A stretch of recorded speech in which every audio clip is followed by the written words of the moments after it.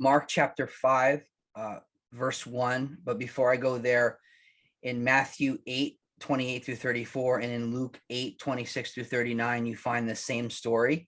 And if you want to get a total picture, it's great to read the Synoptic Gospels, especially when a story finds itself in 3 of the Gospels. And so this story is in 3 of the Gospels. And there's a lot there. And so if you really want to go deeper into the actual story, that's always a great idea. And so I just thought I would throw that out there for you, since we're talking about hunger and being hungry for the word. Mark chapter 5, then they came to the other side of the sea, to the country of the Gadarenes. And when he had come out of the boat, immediately there met him out of the tombs a man with an unclean spirit, who had been dwelling among the tombs, and no one could bind him, not even with chains, because he had often been bound with shackles and chains, and the chains he had pulled apart, and the shackles broken pieces. Neither could anyone tame him. And always, night and day, he was in the mountains and in the tombs, crying and cutting himself with stones. And so when you look back to the previous chapters, that you realize that there's a storm, and this storm is trying to prevent Jesus from getting where he's going, because that's where he said he was going. And the word of the Lord is always contested by the enemy. And the enemy doesn't want Jesus to get where he's going, because when Jesus gets where he's going, people are going to get free. And so anytime there's going to be a breakthrough, and anytime people are going to get free and God is going to move, there is usually resistance to that in the spiritual world. And many times it manifests itself in natural ways. Car breaks down, flat tire, you want to have a meltdown with your spouse just before church, all types of things that are, obvious warfare, that are contending with the very place you're trying to go. So this guy is demonic. Luke tells us that he was naked. And what you need to hear and see here is that the enemy, his agenda for people is to isolate them, and to remove dignity from them, and to fill them with shame, and to cause them to harm themselves, because that's what the enemy did. So this man is tormented, and he has an unclean spirit. One of the manifestations of an unclean spirit is also uncommon strength. And so he's able to break chains, and he's able to break shackles. And so he has a strength in him that is unnatural. And so an unclean spirit also equals unnatural strength that is demonic. That is through the Bible, and another story as well. With the sons of Sceva, there's a demonic person, and he just kind of like freaks out on everybody, and they can't, and I've seen it with young, small little girls in Haiti, and I've also seen it with quite a big girl in Haiti. And so there's something there that is not just human. Okay. And so this guy, he's in isolation. He's in the tombs. He lives in the wilderness. He lives in isolation. He lives with shame, and he's harming himself. And so that's the agenda of the enemy, where he wants to isolate you. He wants to remove your dignity. He wants to cause you to live in shame with isolation, and he wants you to harm yourself. And so that is clear. That's those type of behaviors. We can diagnose it, but it's actually probably a demon. And so when you see sometimes what we do in our modern society is we medicate demons, and people don't get better. And so sometimes people do need medicine. I'm not anti-medicine. I'm just saying that a lot of times you'll see later in the same actually chapter that there's a woman, and she goes to the doctors, and she only gets worse. And so it's a blessing when you can go to the doctor and get better, but it's very difficult when you go to the doctor and you just get worse. And so that's how you know what you're dealing with is probably not natural. So anyway, we're going to continue. Verse 6, when Jesus saw far off, he ran and worshiped him. And when he cried out with a loud voice and said, "What have I to do with you, Jesus, the Son of the Most High God? I implore you by God that you do not torment me." Now this demon-possessed guy is using God's name for a demonic agenda. That is another demonic strategy, where the enemy will try to use God's name for his agenda. So that's another demonic thing. Anyway, we'll go verse 8. For he said to him, come out of the man, unclean spirit. And then he asked, what's your name? And he answered, saying, my name is Legion, for we are many. And he begged him earnestly that he would not send him out of the country. So that this principality had rulership over a specific geographical location and didn't want to leave. So you have to understand that there are powers or principalities that have merged with the municipalities and created an ecosystem of oppression, and this spirit doesn't want to leave this area. And so someone is oppressed when you talk to them and they answer you back. Someone is possessed when you talk to them and demons answer back. And so there is a little bit of a difference, and I wouldn't want any either of the two for you, but there is a little bit of a difference in terms of oppression and possession. Many Christians live actually very oppressed lives, and they struggle to be honest with themselves and with other people about it. But in reality, they're actually oppressed by the devil. And so you don't have to live like that. You could be like, wow, he could be talking to me. Like, hey, I just want to let you know that I used to have like demonic stuff in my life, and Jesus set me free. And if that's something that you're struggling with, there's no shame, and you can get free of that. So I just want to encourage you with that. Maybe that's you, maybe someone who watches later, it could be them, but you can be free. That's the good news of the kingdom. Anyway, and he begged him earnestly that he would not send them out of the country. Now a large herd of swine was feeding there in the mountains, so all the demons begged him, saying, send us into the swine that we may enter them.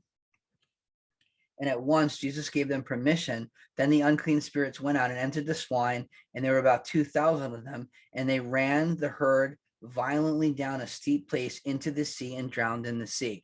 As soon as the demonic spirits come into the pigs kill themselves.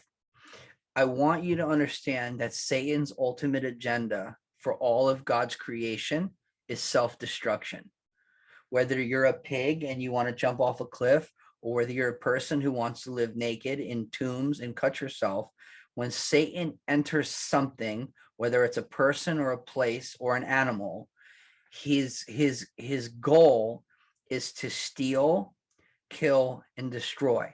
And so I want to just encourage you that when you hear maybe the voice of temptation or maybe the voice of accusation, I want you to remember that the ultimate agenda of the person who's talking to you is to kill you and bring you to hell. If someone, knocked on your window of your car and they said, hey, how you doing? And you're like, I'm okay. I'm trying to get to work. And they said, hey, just do me a favor, hold up for a minute because I want to kill you and take you to hell. Well, I don't think you're going to sit there and listen to them talk to you and go on and on about their agenda for your life. You're going to be like, no, thanks, pal. And you're going to hit the gas and pull off. Or some of you are crazy. You might stop the car and try to cast the devil out of the guy. But at the end of the day, you're not going to let that person influence you. When you're hearing the voice of the accuser, the voice of temptation, the voice of compromise, you are hearing someone who wants to drive you off a cliff, both now and forever. And so I think it's very important for you to think about that when you entertain those voices of accusation, whether it's accusation about you, whether it's suspicion about others. Suspicion is not a fruit of the spirit. And so when you're hearing and listening to accusation, you're actually listening to someone who literally wants to destroy you. So I hope that we can kind of keep that in context, because the spiritual warfare that we go through as believers is very real. And that warfare is to stop us from becoming who God says that we are. And it's to stop us from getting where God says that we're going, so that we're unable to accomplish the purpose of God for our life. All right. Verse 14. So those who fed the swine, and they told it in the city and in the country, and they went out to see what had happened. Then they came to Jesus and saw the one who had been demon possessed and had a legion sitting and clothed in his right mind. So he was not clothed, obviously, because now he's clothed, and he was not in his right mind, and now he's in his right mind. And we know that God hasn't given us a spirit of fear, but power, love, and a sound mind. And so when Jesus shows up, demons demons got to leave. folks got to get dressed up again and get the clothes back on, and they get in their right mind. And so this is very powerful, because these people are not used to seeing this man like this, and they were afraid. Many times people are afraid of what they can't control. It's why many people are afraid of the move of the Holy Spirit.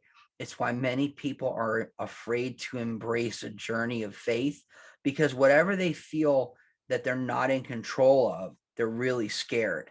And so now we see that Jesus is in charge, and they're not used to that. And so now they're afraid, they're experiencing something new, because the person that was always the way he was, stuck where he was, how he was, is now clothed in his right mind. And so their reaction to that is they're afraid.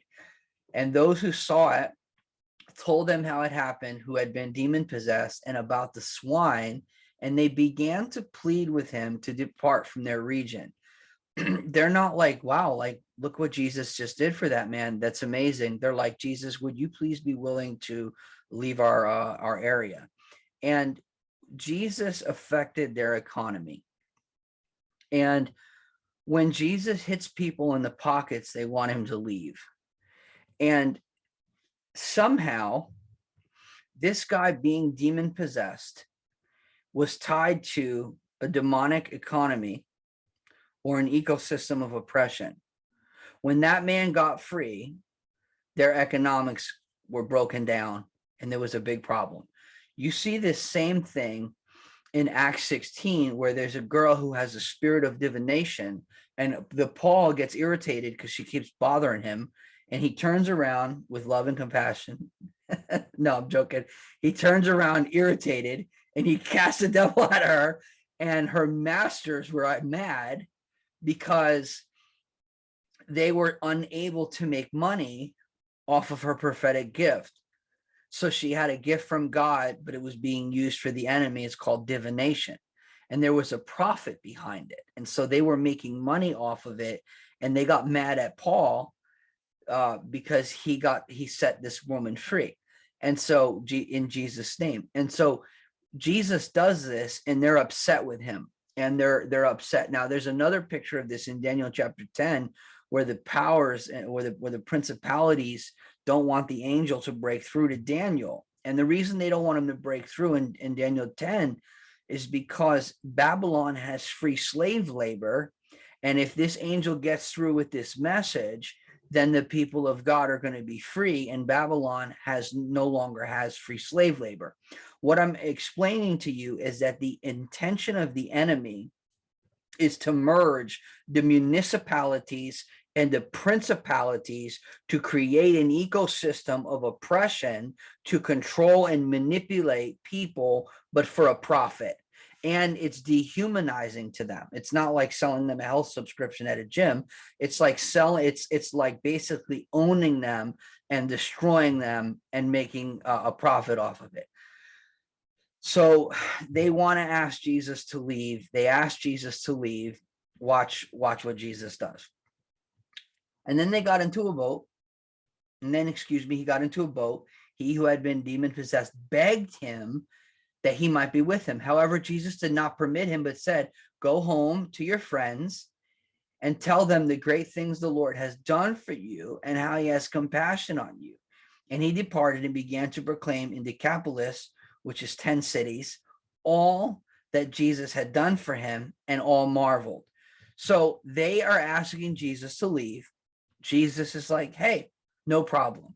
One of the things that I would like to just encourage you about ministry is if people don't want you somewhere, don't be there. I know that sounds like a deep revelation, but if your presence is not wanted somewhere and you're not a welcome guest and they don't honor you there, it's really in your best interest to move on, because there's other people that would love to have you.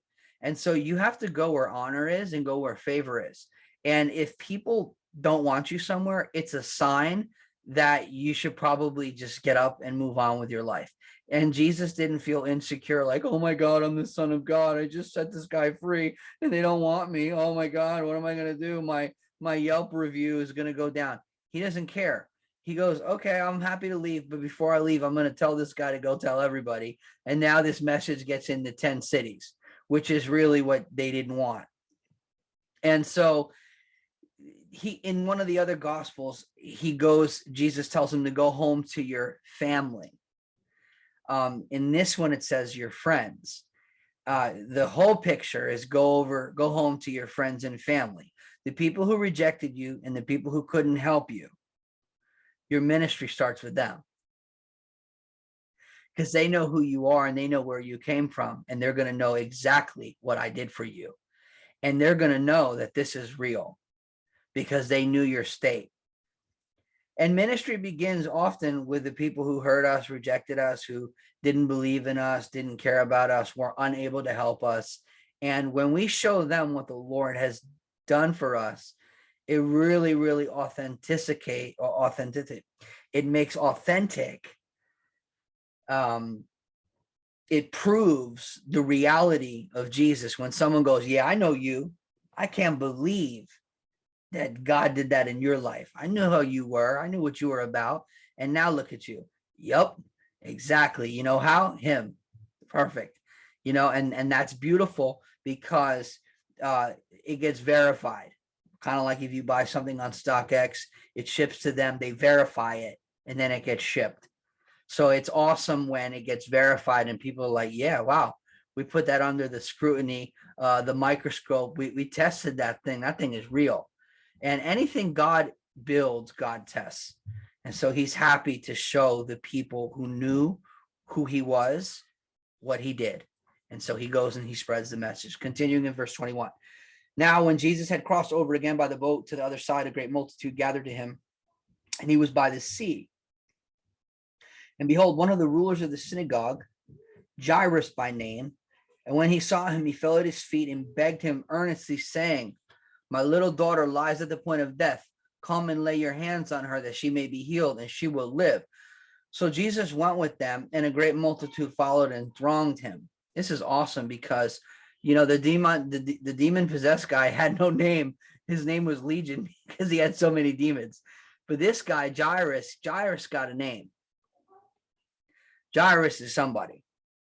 And Jairus is the ruler of the synagogue. Now, the word ruler is a really, really interesting word because it's the word protos in Greek, where we get the word prototype.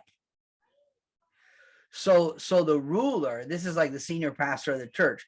The guy who is the leader needs to be the prototype. He needs to be the model. It needs to be real in you. So if you're the leader, if you're discipling somebody, it has to be real in you. You have to be the prototype. So Jairus is like, he's religious. Religious people always know how God's going to do it. You got to come to my house and lay hands on him. The Roman centurion said, you just speak the word and he'll be well. But the religious folks, they have to have control. You got to do it my way. You got to come. You got to do it this way. And religion wants to always, you know, control. Everything is about control with religion. So anyway, so Jesus is like, all right, man, I'll go. He's on the way. Now we got a woman with the issue of blood. This is interesting because he's on the way. So God is on the way somewhere, and this woman is going to catch a miracle because she's pressing in. Watch this. Verse 25. Now a certain woman had a flow of blood 12 years. 12, I don't know if you know this, but 12 is the number of government. Jesus, in the same exact chapter, is going to raise a 12-year-old girl from the dead. 12 is a number of government, and there is a new sheriff in town. I'm speaking metaphorically. His name is Jesus. There is a new government. It's the kingdom of God. Watch this. Now, a certain woman who had a flow of blood for 12 years and had suffered many things from many physicians, she spent all that she had and was no better, but rather grew worse. This is interesting because here you have someone seeking help, spending all she has to get help, and only gets worse. And that's religion. That's medicine. That's politics. That's anything disconnected from the life of God. You will spend what you have and only get worse. You will go to people who are supposed to help you and they can't help you.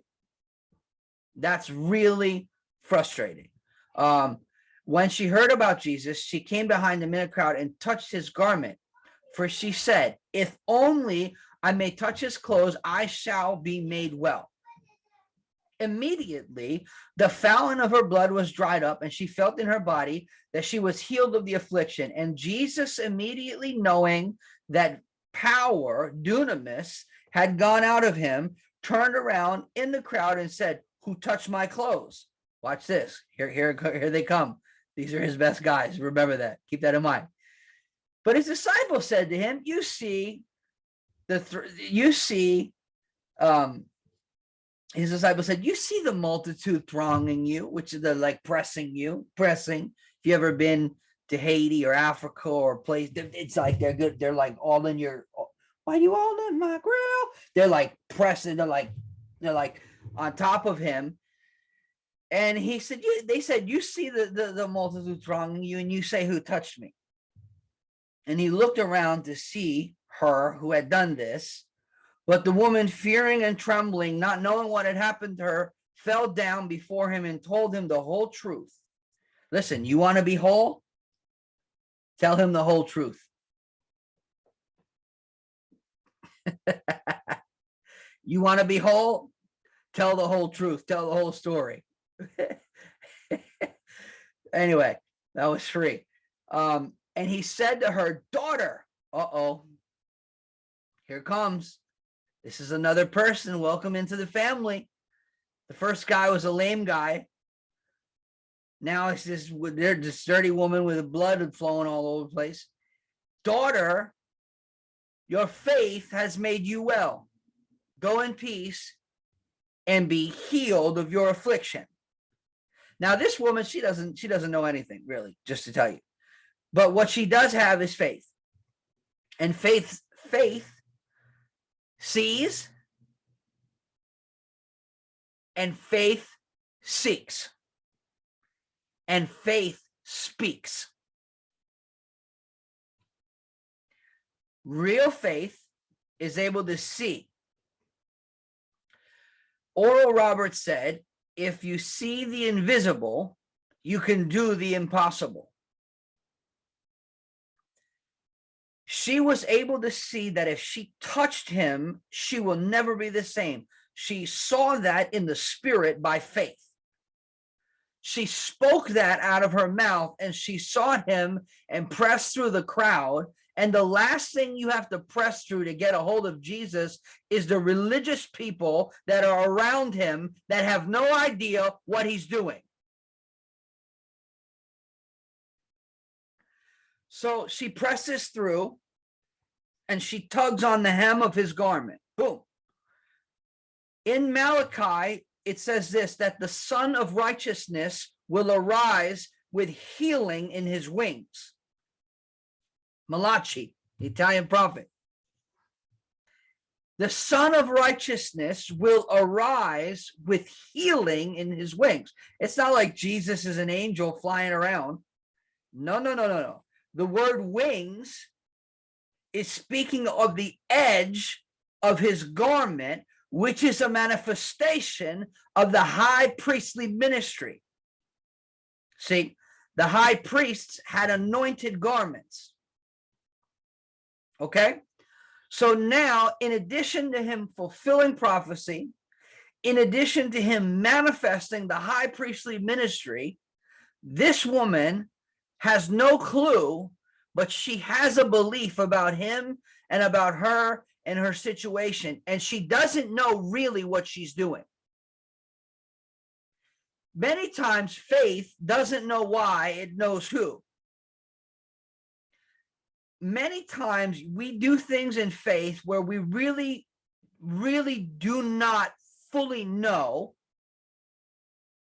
but we have a sense that God is leading us. I'll give you a funny one. When I was young, I was, crazy. And I had a shofar, and the Lord told me to go and blow a shofar near this girl's stomach. And I went and I did it, and she started manifesting demons and getting crazy in church. It was classic. And but I didn't know why, and that's not really something that I would have fabricated in my mind. It's not like, let me blow a show. It's not really. And so my point is that many times we do something, an act of faith. Sometimes it's a prophetic act. Sometimes it's just an act of obedience. We do something and God shows up because it is the spirit of counsel and might operating, where God gives us counsel. And when we take his advice and we do what he's commanding, there's a miraculous manifestation because of the obedience of faith.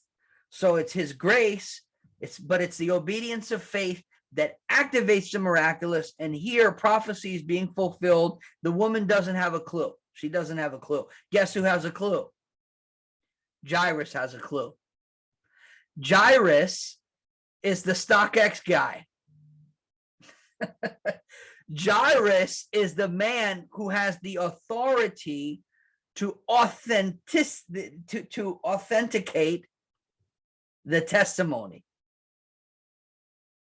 He is the ruler of the synagogue, and in front of 2 or 3 witnesses, something shall be established. He has the authority to say, this is Messianic. This is Messiah. He has the authority to say that. See, when Jesus healed the leper, he said, go show yourself to the priest and go and bring them an offering. There was an offering but it was the purpose of that was to authenticate and validate the authenticity of the miracle. It's not like a halfway miracle. He's saying, go and put it under the microscope. Let's look if it's real. Something that is real doesn't mind being inspected.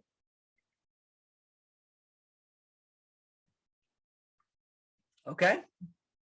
So now this is really interesting because guess where he's going? He's on his way to Jairus's house, and this woman is pressing in. And she's a great example of people who will not be denied. When you see a person like this, she was taking a risk because she was a woman. Women don't touch rabbis.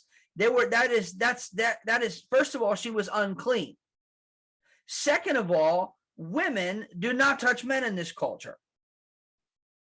This is not, New Jersey Shore here, where everyone's having sex with each other. This is not, you don't touch men, and this is very different. This is a different situation. They have in their culture a betrothal, which is a commitment before pleasure.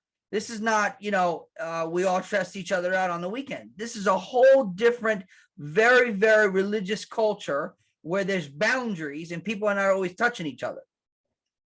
So this woman, to reach through and pull on him, she was afraid because if they wanted to harm her, they could have. That was, she was trembling. She was afraid because if the rabbi was having a bad hair day, it wasn't Jesus, it could have been bad for her. They might have even stoned her. It might have even cost her, her safety. So she was willing to risk something for her breakthrough. She was willing. And listen, if you're reaching for Jesus, you cannot really reach Jesus unless you're willing to take a risk. You cannot really lay hold of the kingdom if you don't let go of the world. The world had nothing to offer her. She only got worse, and she only got broker.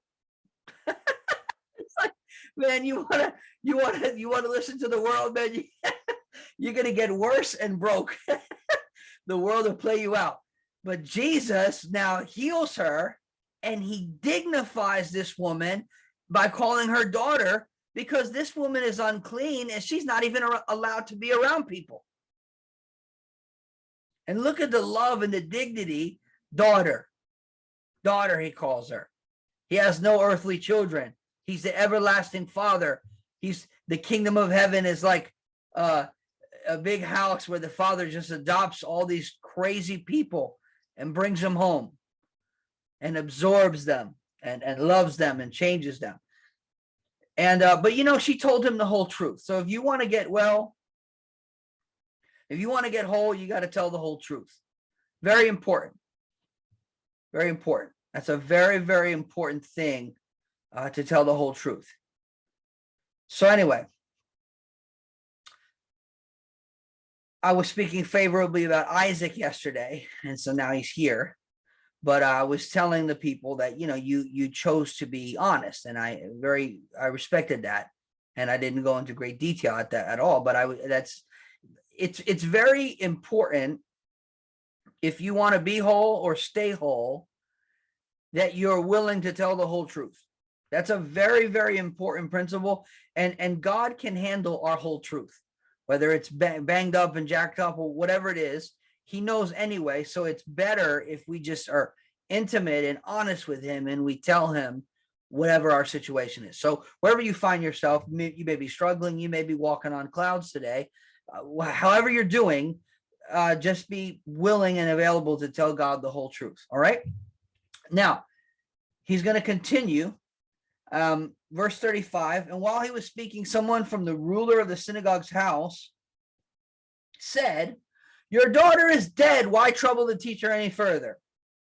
Watch Jesus' first response.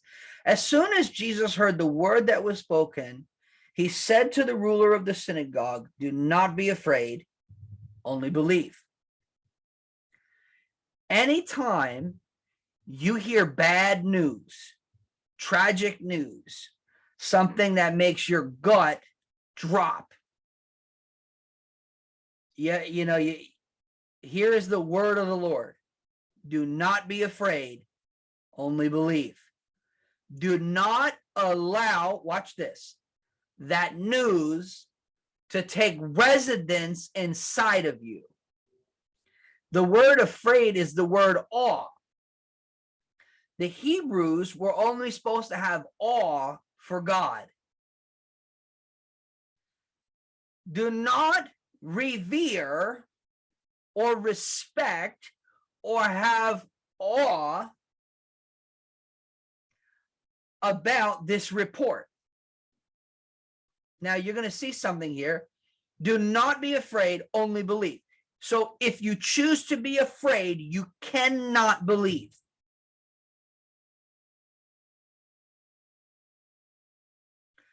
Anywhere there's fear, there's unbelief.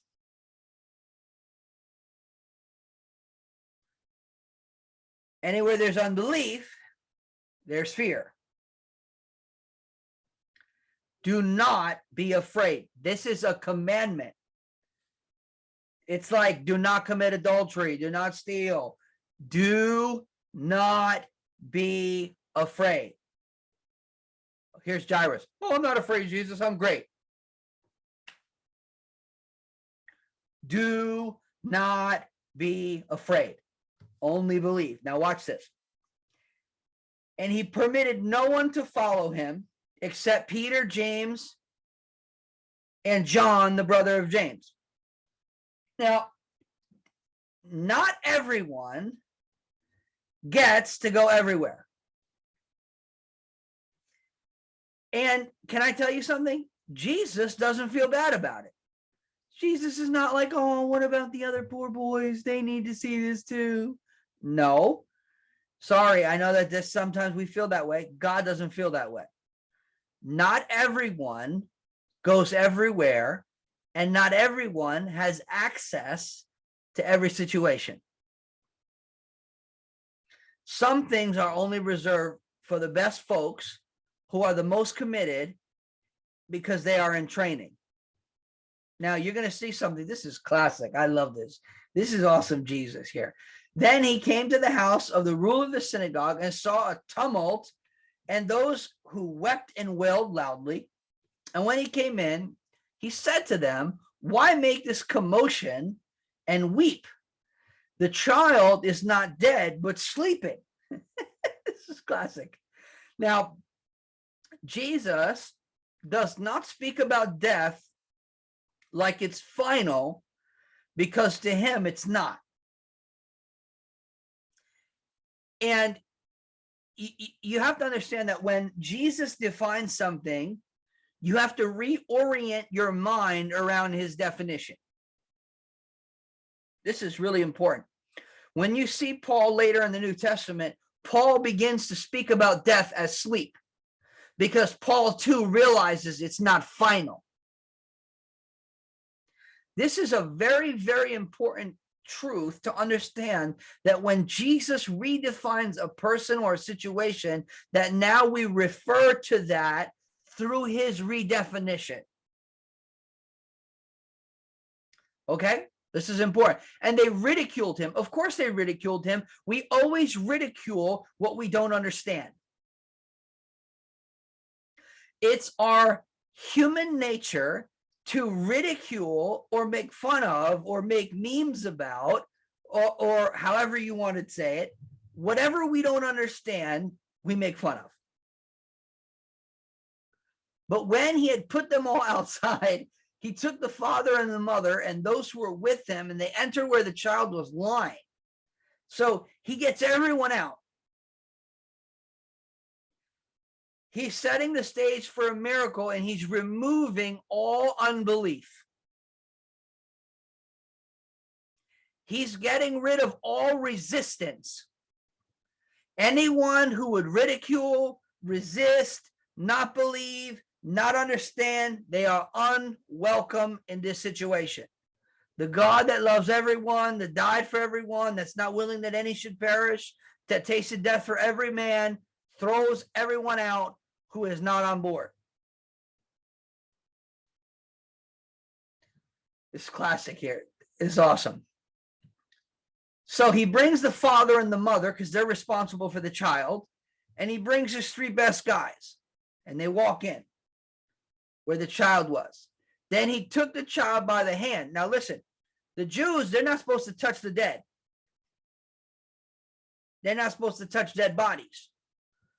Then he took the child by the hand and said to her, Talitha Kumi, which is translated, little girl, I say to you, arise. Immediately, the girl arose and walked, for she was 12 years of age. And they were overcome with great amazement. May that be our portion. I pray that you are overcome with great amazement in the wonder-working Jesus. And I pray that instead of being, oh, I'm so overwhelmed by the world, I pray that you get absolutely shocked and awe, overwhelmed with Jesus and the power of God. That's my prayer for you and for me and for all of us. So they were overcome with amazement. The King James, sometimes it says that when Jesus spoke, they were struck with astonishment, and the language is like someone slapped them. Like when Jesus spoke, it was like they were getting the hammer dropped on them, you know. But they were getting alert. He was speaking to them, and so now they were struck, overcome with amazement. But he commanded them strictly that no one should know it, and he said that something should be given to her to eat. So here's the super and the natural. He's saying, okay, I raised her from the dead. That's great, but she needs to eat lunch. And so this is the story. So in this chapter, what we're looking at is we're looking at the supremacy of Jesus Christ over the demonic realm, over the realm of economics, which is often tied to the demonic realm. We're looking at his authority and his government and his supremacy over sickness and over death. So this chapter is about the supremacy of Jesus Christ over the demonic, over sickness, and over death. That's, if I can give you an overview of this chapter, what is Mark 5 about? It is about the supremacy of Jesus Christ. It's about his government, him ruling over the demonic, the economic, sickness and medicine,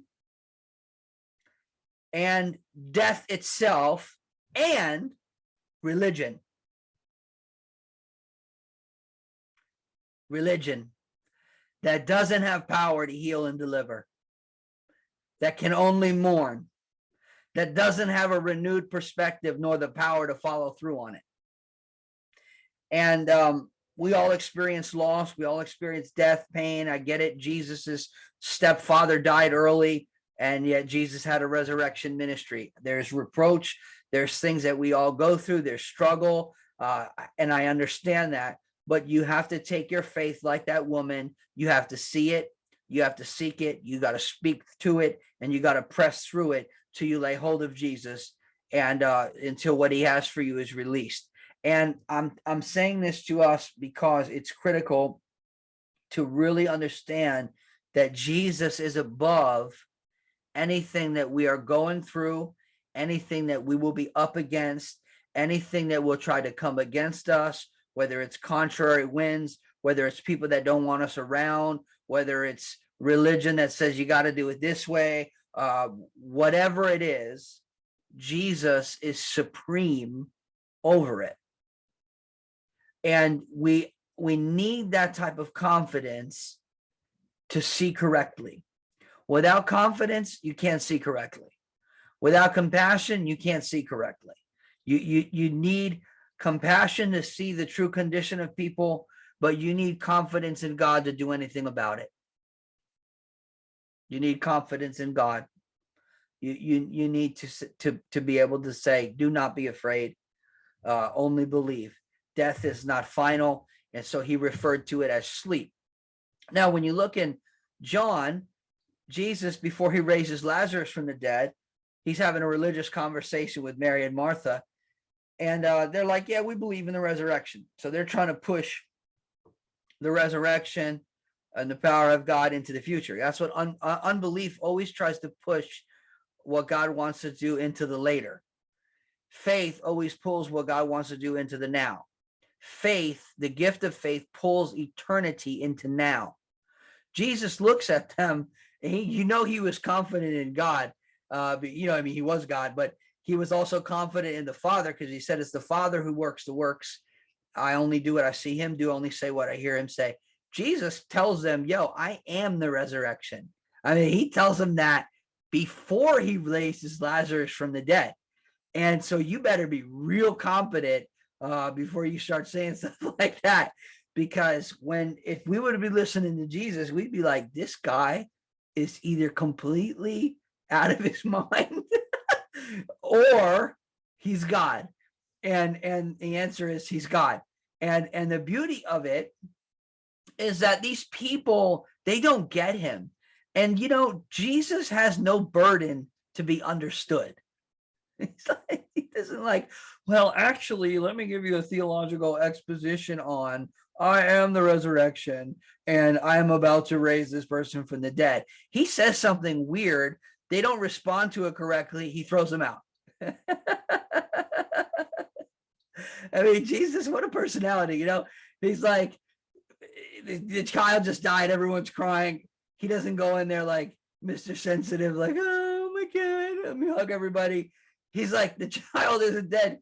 He's sleeping. And they're like crying and probably mad. It's so insensitive. How could you say that? Then he throws everybody out, and then he brings the family in, raises her from the dead, and says, feed her lunch, and then leaves. I mean, it's classic Jesus. I love Jesus. I don't know about you, but when I read Jesus in context, I'm like, there's nobody like him. Like, what in the world? He just tells them to feed her lunch and leaves. That's it. It's like, it doesn't say like he gave them big hugs and kisses, they took pictures.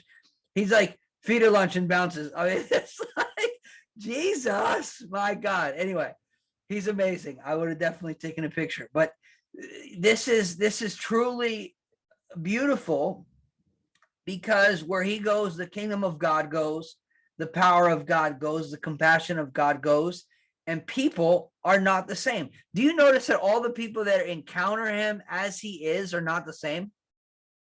So if you're encountering him, you have to be changing, or you're not encountering him.